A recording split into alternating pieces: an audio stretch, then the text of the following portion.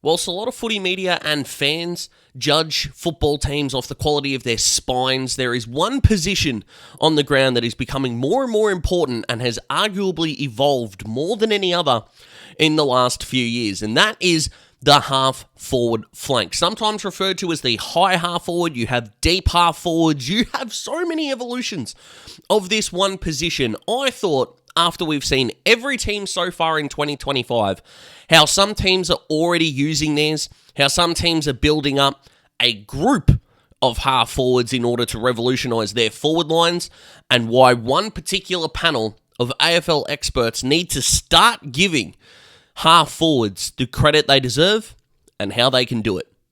Let's go.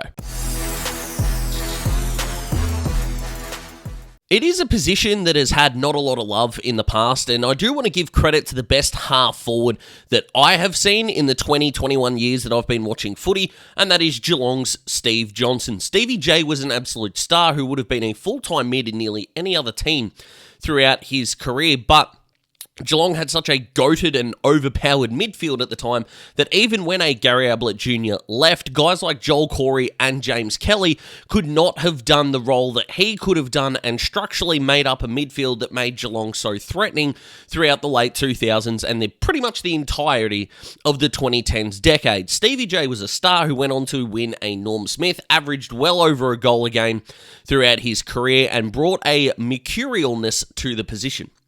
What he was also able to do, though, as some half-forwards are able to do now, and not as well, is get up to the contest. Whilst, yes, players coming off the back of the square, think of modern-day guys like Bailey Dale and Jaden Short from a few years ago, have been able to sweep through the contest, get, go, and create meterage off the centre clearance, half-forwards coming up to the stoppage to create an extra number and gain territory to lock the ball inside a team's forward half has become a relatively new thing across the competition as a whole. More teams now are using smalls or their high half forwards to impact the stoppage, get back and help, whether a defensive half may be struggling or not, and then lock the ball in.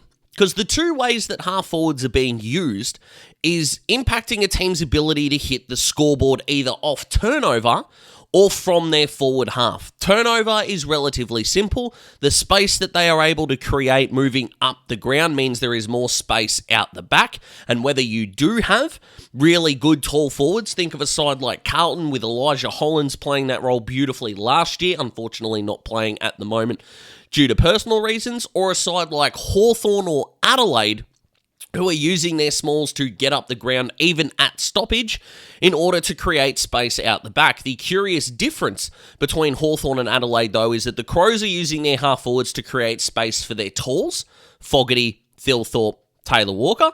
Hawthorn are using their smalls to create space for their other smalls, whether it's a Dylan Moore who's getting up the ground so Jack Ginnivan or Nick Watson can get out the back, or whether it's Connor McDonald who's coming up to the stoppage to help guys like Newcomb, Day, and Warple, when he was fit against the Swans last week, create space inside the forward 50 for the other guys to go to. A guy like Marby or Chol's role this year may not be to be a contested beast, but hopefully not be outmarked so much. And this is reflected in the way teams are scoring. Let's start with turnover. Scoring off your opposition turnovers is becoming the most important way to score in footy. Intercepts are actually not going up as much as people think. Your ability to punish off turnover needs to be one of the assets in your game in order to be a very good football team. And whilst, yes, we've only seen every team at least once, with 4 teams twice, this is already coming to the fore in a big way. Gold Coast scored 90 points last week off turnover, Geelong 88, Adelaide 72, all three of those teams having crushing wins as we know, as did Collingwood with 62. That won't delight North fans, seeing 56 points there in a game they lost. Richmond 55, Hawthorn are averaging 50 at the moment, the Bulldogs 46, Brisbane 45, and GWS 37. That is 10 teams that have scored over 6 goals in total off turnover. If you are unable to punish the opposition, you are going to go a long way towards struggling. Now, can you win one game struggling to score off turnover? Yeah, sure. Are you going to be able to do it over the course of a season, and set yourself up for a finals berth and get through? Probably not. And when half forwards are doing their job well and you're able to lock the ball inside your forward half and your scores originate from your forward half, well, the best teams in the competition are able to do that too. With the top 5 from the weekend being the Suns with 82 points, Adelaide 67, Geelong 60, Brisbane 52, and Richmond 49. Ever more impressive for the Tigers, given that they had the amazing upset, as we know. And whilst this video is going to focus on the high half forwards that get up the ground, these smaller players forward of the ball put together some amazing seasons last year. Take a guy like Josh Rochelle, for example, who was criticised for his gameplay last year, but his numbers as a pure high half forward look pretty good. Now, I'm not saying that Matty Nicks made the wrong decision in dropping him, and there were definitely things that he could have improved on last year, but the numbers were a solid start, as they were for the best ones in the competition. Take the disposals, for example. So many guys last year averaging above 16 a game in order to impact the play. A guy like Ryan Myers averaging 20 and Dylan Moore in that 19 area are clearly two of the best of them in the competition. Brent Daniels is a highly underrated player, and Hawthorn having 3 there on that list does make me quite happy as a Hawks fan. Now, what are they able to do with the ball? Well, you can prove that you can get up the ground really well if you are the one delivering the ball inside 50, which so many of the smalls were able to do a lot last year, with 9 of them averaging over 3. And someone like a Cam Zurhaar on that list is so fascinating because with his 1 goal 4 on the weekend, his game, apart from his finishing, was really good. However, if he converts better, what does the scoreboard look like? Well, you bring in hypotheticals there. But I get frustrated with someone like Cam Zurhaar because he could and should be one of the premier players in this position. Part of the problem is he's just not playing that position enough. And number 2, there are too many patches in games where he seemingly goes missing and is not able to impact the game. Getting him up the ground more as a spot-up player might be the way to go. Even if he can get back to a centre-half, half-back flank position and be a get-out option, his ability to mark above his head and have a natural leap would make him a pretty bad matchup for most of the other half-forwards in the competition. You know, can you imagine a Cam Zurhaar versus, say, Connor McDonald one-on-one in the air? McDonald may be able to compete a few times out of 10, but even I, as a Hawthorn supporter, know that Zurhaar should be marking that ball at least 6 times out of every 10. Obviously, in order to be a dangerous half-forward, you're going to need to be able to hit the scoreboard, and shout out Tyson Stengel for his ability to do that last year, with Dylan Moore, Ben Keys, Cam Rayner, Josh Rochelle, Isaac Rankin, and Cam Zurhaar all kicking 29 plus last year. You've got to be able to get involved in scores as well, and Dylan Moore's 7.2 is genuinely ridiculous, but again, that is 11 names on that list that averaged over 5.5 last year. So delivering the ball inside 50 is great. Your disposals leading to scores is outrageous. Take again the Dylan Moore example. For every 2.7 disposals Dylan Moore had last year, Hawthorn scored, whether it was from his boot or someone else's, which is a metric so elite, I'm wondering why people are still not giving him the credit he deserves, even after being All-Australian last year. But more on that later. You may notice throughout all of these graphics that these are mostly the same names. The same sort of core 5 or 6 keep popping up. Now, for those clubs, that is awesome. And there were clubs that dominated in round 1 that didn't have this kind of performance. But what we do know is the importance of high half forwards the later the season goes on, the better. And hey, I know that I am young compared to some of the demographic that watch me. 44.5% of my audience in 24 were older than me last year, the 30 plus range. I am not yet 30. But I know that through the 70s and through Peter McKenna and Doug Wade, the 80s, Lockett, Dunstall, Ablett Sr., I know throughout the 90s when you've got Modra, Carey, Sumich, Kernahan, all of these guys, the 2000s, of course, Lloyd, Favola, Jonathan Brown, Buddy, 2010s, Rewalt, Hawkins, well, both Rewalts, really. Both Rewalts, Hawkins, Cameron, you've got Josh Kennedy, who I was scared that I was going to forget. As we kind of get halfway, well, we're over halfway now through the 2020s decade, whilst, yes, it's great that guys like Charlie Curnow, Harry Mackay, and these guys have won Coleman medals before, Jesse Hogan's amazing season last year. How really important are your tall forwards?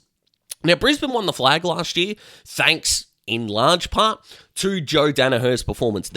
Tall forwards not going to get any shorter, we know that. But which would you rather have an elite one? Would you rather have an elite group of smalls or an elite tall or two? Now, logic would say over the last entire history almost, but especially the last 50 years of VFL, AFL footy, having elite talls is going to be the answer. Is that the case though?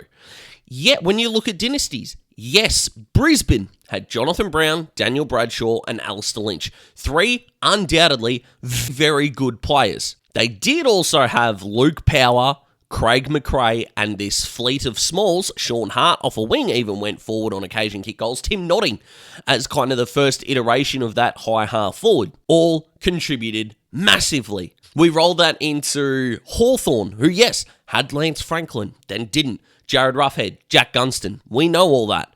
They also had Bruce, Rioli, Puopolo, etc. Going into Richmond, who won 3 flags based on a theory of only having one tall. Now, granted, Jack Riewoldt is one of the best ones of the last 15 years, which is always handy to have, of course. But they did win 3 flags with Daniel Rioli, Dan Butler, Jason Castagna, and more. With, of course, one of the best high half forwards in the competition and one of the most underrated players of the current generation, Kane Lambert, who, if I was doing a top 20 most underrated players of all time video, would definitely feature, and he wouldn't be in the teens. But I went back and had a look at how many good teams had better half forward structures than tall forward structures, and I went to the top 15 rated key forwards versus high half forwards. Now, you did need to cover some metrics in order to be in the top 15 that related mostly to the stats that I've already shown you in this video, plus meters gained. Having 140 meters gained per game will not qualify you as a high half forward. That is not the same as a crumbing small forward. It just isn't. But of the top 15 high half forwards versus key forwards in the game, there were more half forwards in the finals, there were more in week 2 of finals, and more in week 3 of finals. In fact, week 2 and week 3 were doubled. Now, again, granted, as we get to the grand final, there was only one of each, that being Cam Rayner and Joe Danaher. Both of them being on the same team and both of them having really good grand final performances helps massively. But look at what Brisbane did last year with Kai Lohmann and Callum Archie's finals performances. Yes, Danaher was amazing, and I don't want to take anything away from that. Brisbane don't win the semi-final, especially against GWS, without Joe. This is not me saying we need to get rid of the key forward. Absolutely not. But we have to start respecting the work of what these high half forwards are doing. And even during round 1, how did these kind of players go? Well, if we go through the order as best we can of games, Dylan Moore kicked 3 from 21 disposals, spent 50% of the game in the defensive half. Connor McDonald, 23 disposals, kicked a goal, 32% of his disposals in the defensive half. Jack Ginnivan had 15, kicked 2, 36%. Ollie Dempsey from the Cats, 15 disposals, 2 goals, 1, 43% in the defensive half. Zach Bailey, 17 disposals, kicked 4, 36%. Callum Archie, 14 disposals, 1 goal, 2. Come on, Cal. 39% in the defensive half. And Josh Rochelle, 21 disposals, 2 goals, 2. 32% of his disposals in the defensive half. And that is not counting the 2 major exceptions that were able to do something that not all of these guys can do, which is attack the ball, not from the top of the square through the stoppage, but at the stoppage themselves. And there is no one better at that this weekend, and I would argue in the competition, than Isaac Rankin and Toby Green.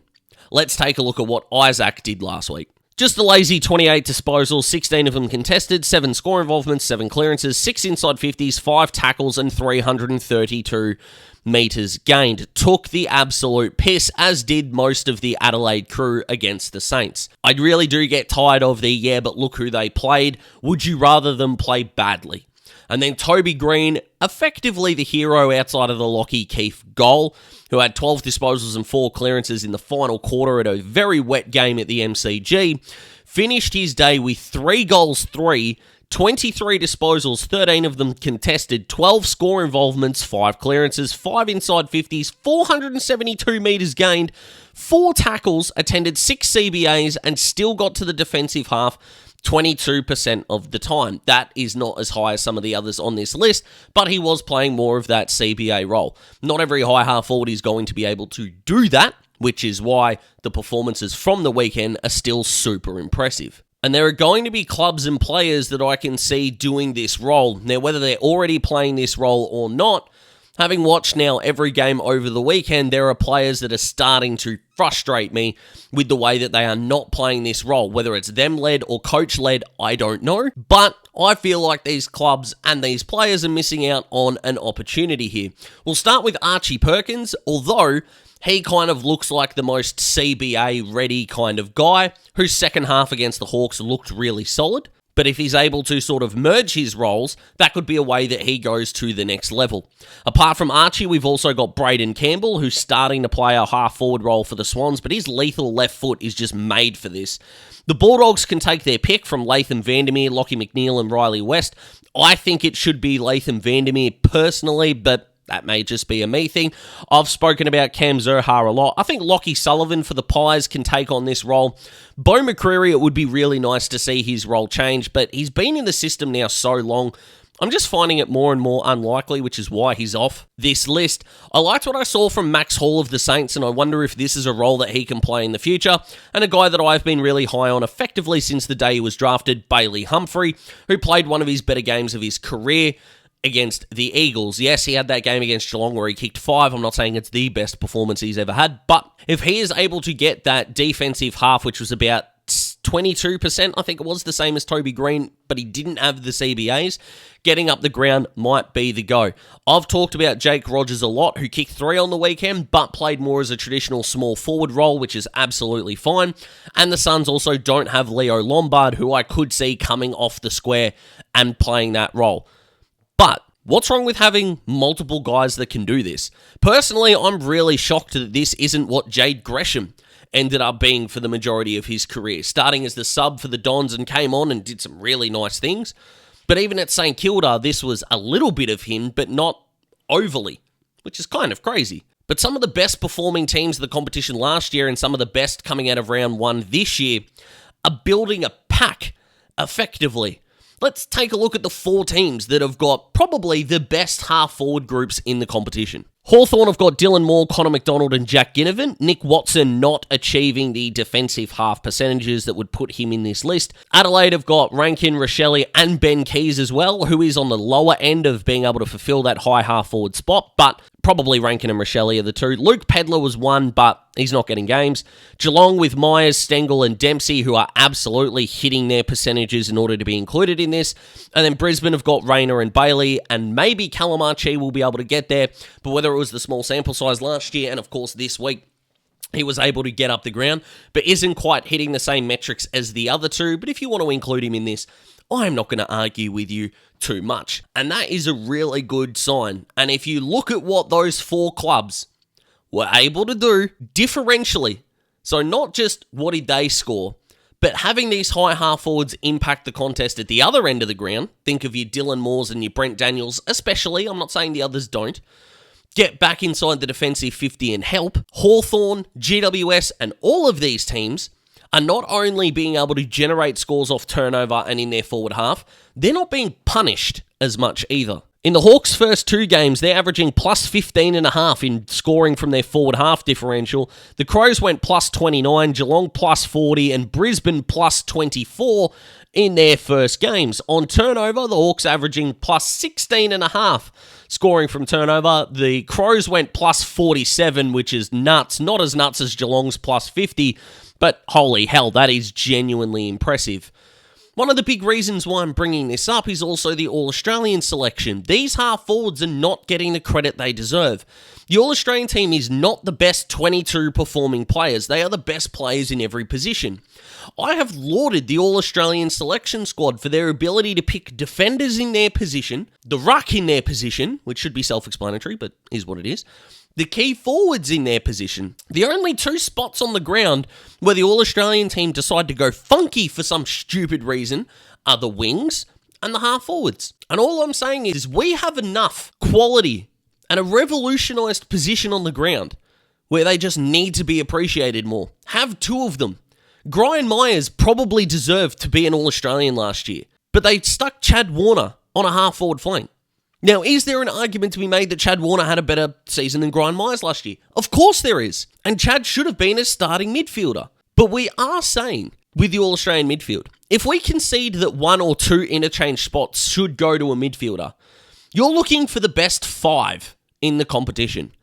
And if every club averaged 2 All-Australian worthy midfielders, there are 5 spots for 36 midfielders. Nearly every club in the competition has 2 high half forwards. But let's just say, for argument's sake, it's 1.5. Just say it's 1.5. Then there are 2 spots on the ground, because you're not going to use an interchange spot for it.